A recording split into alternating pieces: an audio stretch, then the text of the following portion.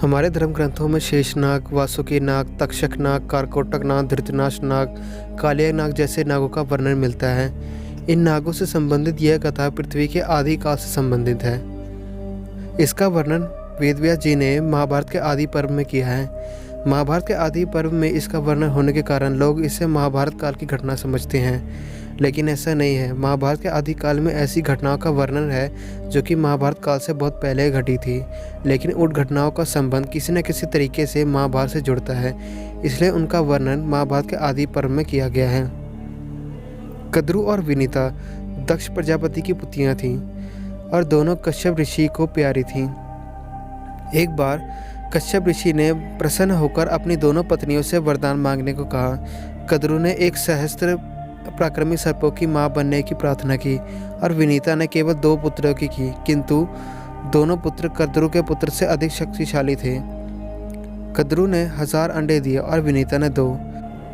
समय आने पर कद्रु के अंडों से 1000 सर्पों का जन्म हुआ। पुराणों में कई नागों, खासकर वासुकी, शेष, पद, कंबल, कार, कोटक, नागेश्वर, धृतराष्ट्र, शंखपाल, कालासंख्य, तक्षक, पिंगल, महानाग आदि का वर्णन मिलता है। शेषनाग कद्रु के बेटों में सबसे पराक्रमी नाग शेषनाग थे। इनका एक नाम अनंत भी है। शेषनाग ने जब देखा कि उनकी माता व भाइयों ने मिलकर विनीता के साथ छल किया है, तो उन्होंने अपनी माँ और भाइयों का साथ छोड़कर गंधमादन पर्वत पर तपस्या करनी आरंभ की।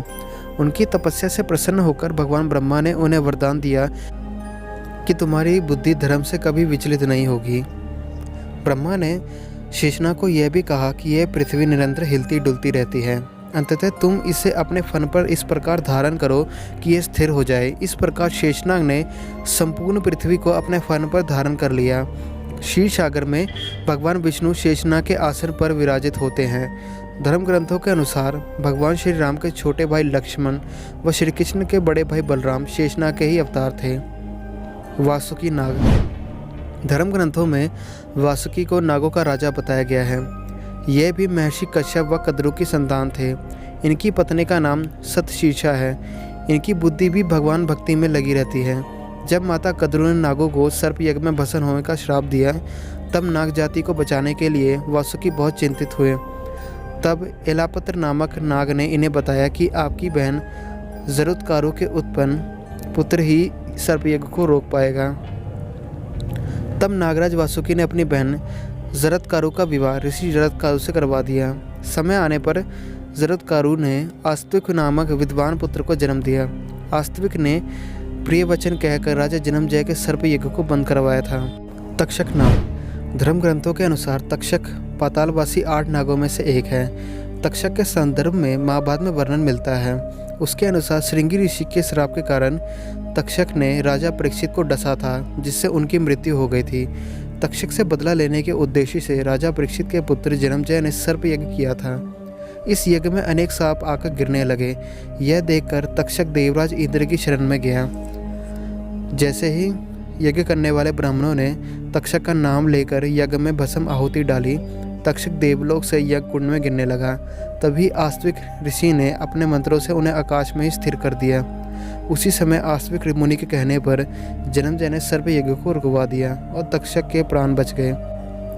कारकोटक नाग कारकोटक शिव के एक गण हैं। पुरानी कथाओं के अनुसार सर्पों की मां कद्रु ने जब नागों को सर्प यज्ञ में भस्म होने का श्राप दिया, तब भयभीत होकर कंबल नाग ब्रह्मा जी के लोक में, शर्कचूर्ण मणिपुर राज्य में, कालिया नाग यमुना में, धृतराष्ट्र नाग प्रयाग में, एकालत्र ब्रह्मलोक में और अन्य कुरुक्षेत्र में तप करने गए। ब्रह्मा जी के कहने पर कारकोटक नाग ने महाकार वन में महामाया के सामने स्थित लिंग की स्तुति की। शिव ने प्रसन्न होकर कहा कि जो नाग धर्म का आचरण करते हैं उनका विनाश नहीं होता।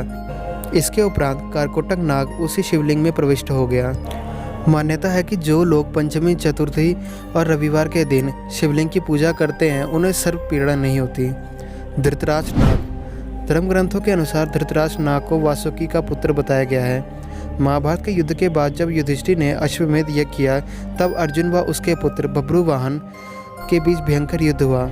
इस युद्ध में बब्रुवाहन ने अर्जुन का वध कर दिया। बब्रुवाहन को जब पता चला कि संजीवनी मणि से उसके पिता पुनः जीवित हो पाएंगे, तब वह उस मणि की खोज में निकला। वह मणि शेषनाग के पास थी। उसकी रक्षा का भार उन्होंने धृतराष्ट्र नाग को सौंपा था। बब्रुवाहन ने जब धृतराष्ट्र से वह मणि मांगी तो उन्होंने देने से इनकार कर दिया। तब धृतराष्ट्र एवं बब्रुवाहन के बीच भयंकर युद्ध हुआ। अब बब्रुवाहन ने धृतराष्ट्र से वह मणि छीन ली। इस मणि के उपयोग से अर्जुन पुनः जीवित हो गए। कालिया नाग। श्रीमद् भागवत के अनुसार कालिया नाग यमुना नदी में अपनी पत्नियों के साथ निवास करता था। उसके जहर से यमुना का पानी भी जहरीला हो गया था। श्री कृष्ण ने जब देखा तो वह लीलावश यमुना नदी में कूद गए। यहाँ कालिया नाग व भगवान श्री कृष्ण के बीच भयंकर युद्ध हुआ। अंत में श्री कृष्ण ने कालिया नाग को पराजित कर दिया। तब कालिया नाग की पत्नियों ने श्री कृष्ण से कालिया नाग को छोड़ने के लिए प्रार्थना की। तब श्री कृष्ण ने उन्हें कहा कि तुम सब यमुना नदी को छोड़कर कहीं और निवास करो। श्री कृष्ण के कहने पर कालिया नाग परिवार सहित यमुना नदी को छोड़कर कहीं और चला गया। तो ये थी दोस्तों हमारी आज की वीडियो। आपको ये वीडियो कैसी लगी हमें कमेंट सेक्शन में ज़रूर बताइए। Thanks for watching.